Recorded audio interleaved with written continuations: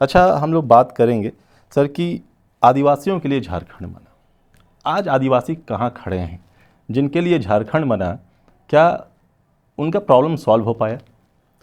देखिए, आज मैं फिर वही कहूँगा कि एक तो सॉल्व नहीं हुआ, उसके पीछे के कई कारण हैं।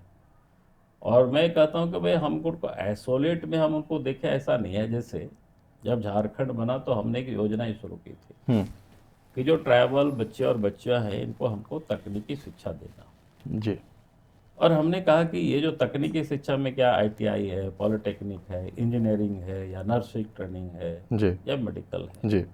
तो हमने कहा था कि भाई इस क्षेत्र में जो भी बच्चे पढ़ते हैं उसका जो भी ट्यूशन फीस लगेगी सरकार देगी। हम्म।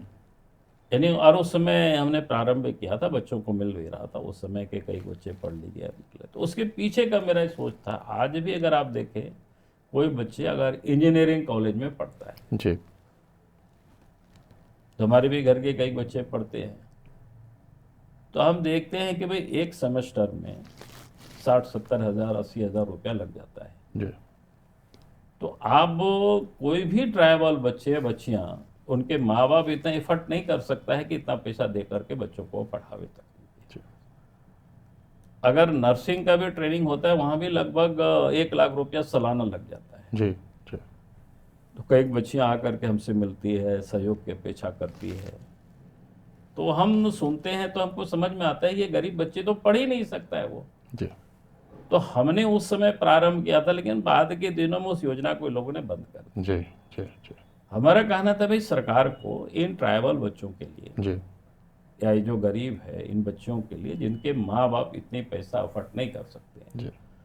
तो उनके पढ़ाने के लिए जितना भी ट्यूशन फीस होता तो सरकार को लगाना चाहिए था। एक टारगेट फिक्स करते हुए प्रत्येक साल हम 1,000 बच्चों को हम नर्स बनाएंगे, जी।